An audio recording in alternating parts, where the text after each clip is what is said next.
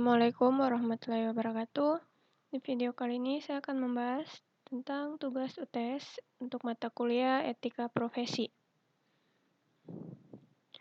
Ada 5 soal. Soal yang pertama, uraikanlah dengan singkat dan jelas apa yang Anda ketahui tentang etika dan etika profesi. Berikan contoh. Nomor 2, uraikanlah apa yang menyebabkan seseorang melakukan pelanggaran etika profesi. Yang ketiga, apakah yang menjadi dasar atau alasan dan urgensi disahkannya Undang-Undang ITE tahun 2008, uraikanlah menurut Anda, sertakan contoh kasusnya. Nomor 4, saat ini di TV nasional mulai menjamur program-program yang materi acaranya mengambil video dari YouTube seperti On The Spot, Hotspot, Fenomania, Hasana, dan sebagainya. Dan ranting salah satu acara tersebut pun bisa menyalahkan program lainnya. Pertanyaan, apakah program TV tersebut melanggar hak cipta? Berikan penjelasan. Yang kelima, Anda bekerja sebagai operator sebuah provider seluler. Tugas Anda mengelola data komunikasi para pengguna. Pada suatu saat ada pihak yang membutuhkan data atau informasi untuk penyelidikan sebuah kasus.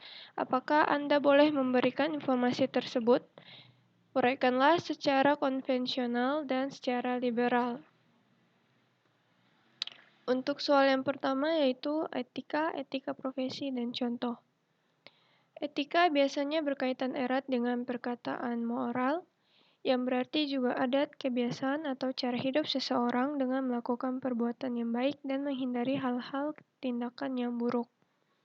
Kemudian etika profesi adalah sikap hidup berupa keadilan untuk memberikan pelayanan profesional terhadap masyarakat dengan penuh ketertiban dan keahlian sebagai pelayanan dalam rangka melaksanakan tugas berupa kewajiban terhadap masyarakat. Kemudian contohnya yaitu salah satunya ada kode etik dosen, yaitu yang pertama, melaksanakan proses pendidikan dan pembelajaran dengan sikap tulus, ikhlas, kreatif, komunikatif, berpegang pada moral luhur dan profesionalisme. Yang kedua, tidak bertindak diskriminatif atas dasar ras, warna kulit, keyakinan, jenis kelamin, suku bangsa, status perkawinan, kepercayaan agama, politik, keluarga, keturunan, dan latar belakang sosial serta budaya masyarakat. Budaya mahasiswa. Yang ketiga, membimbing dan memberi kesempatan kepada mahasiswa untuk mendapatkan, mengembangkan, dan mengamalkan ilmu pengetahuan, teknologi, dan kesenian sesuai dengan ketentuan yang berlaku. Kemudian yang keempat, memberikan penilaian dan menentukan kelulusan mahasiswa sesuai dengan kemampuan dan hasil prestasi mahasiswa secara objektif. Dan yang kelima, membantu mahasiswa dan melayani mereka secara adil, dan masih banyak lagi. Untuk soal yang kedua, penyebab adanya pelanggaran etika profesi, ada beberapa faktor yang menyebabkan pelanggaran etika profesi, yaitu yang pertama, tidak berjalannya kontrol dan pengawasan dari masyarakat. Yang kedua, kurangnya iman dari individu tersebut. Yang ketiga, rendahnya pengetahuan masyarakat mengenai substansi kode etik pada setiap bidang karena buruknya pelayanan sosialisasi dari pihak profesi itu sendiri. Yang keempat, tidak adanya kesadaran etis dan moralitas dari orang tersebut. Yang kelima, kebutuhan individual. Kemudian yang keenam, perilaku dan kebiasaan individu yang buruk sehingga menjadi sebuah kebiasaan. Yang ketujuh, lingkungan tidak etis mempengaruhi individu tersebut melakukan sebuah pelanggaran.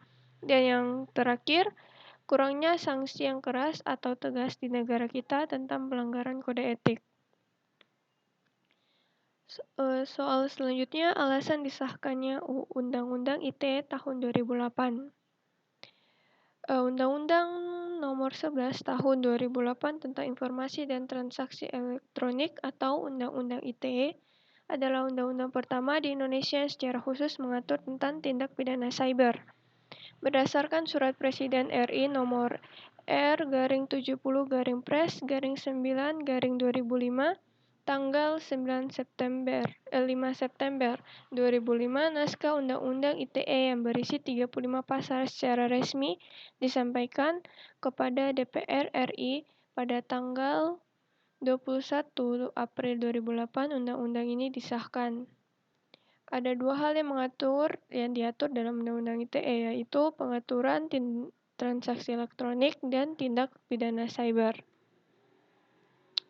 Di mana pengaturan tindak pidana cyber dan transaksi elektronik ada 6. Yang pertama, pengaturan tindak pidana yang berhubungan dengan aktivitas ilegal, tindak pidana yang berhubungan dengan gangguan atau intervensi, tindak pidana memfasilitas perbuatan yang dilarang, tindak pidana pemalsuan informasi atau dokumen elektronik, tindak pidana tambahan, dan perberatan terhadap ancaman pidana.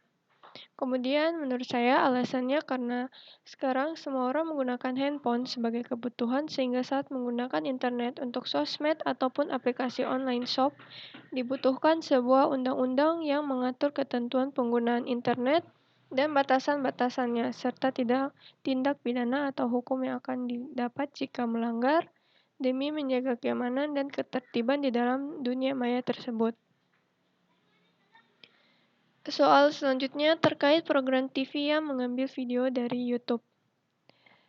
Untuk YouTube sendiri saat ini telah menyediakan dua jenis lisensi di situsnya, yaitu perlindungan hak cipta dan perlindungan Creative Commons.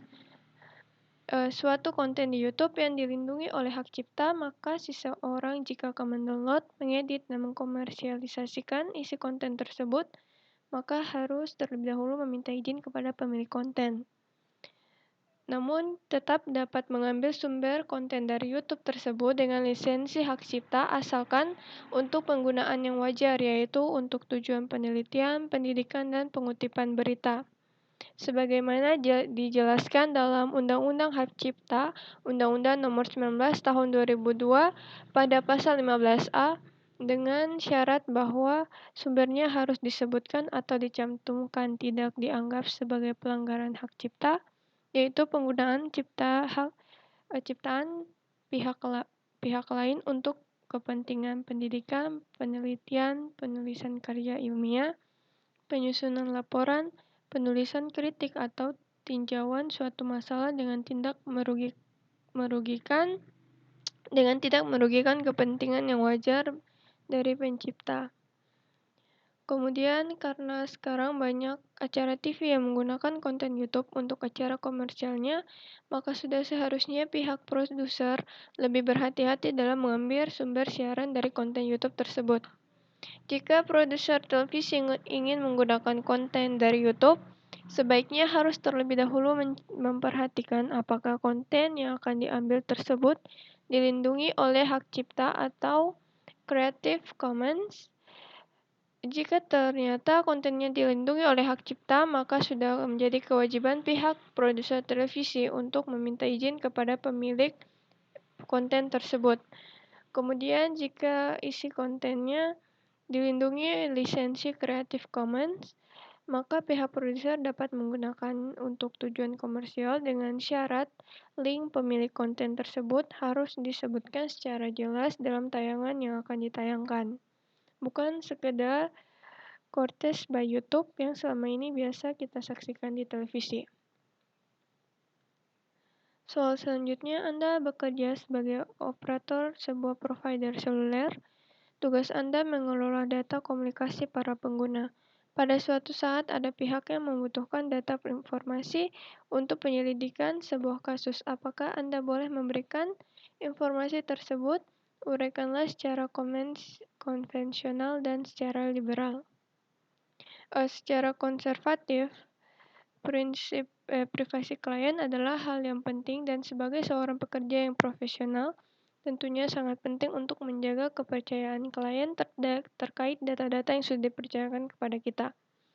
Dan untuk secara liberal, jika kasus yang dimaksud adalah kasus yang besar sehingga melibatkan pihak polisi serta pihak-pihak berwajib, maka tidak masalah jika datanya diberikan asalkan digunakan seperlunya saja.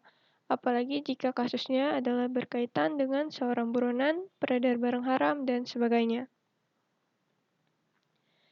Sekian video presentasi saya. Wassalamualaikum warahmatullahi wabarakatuh.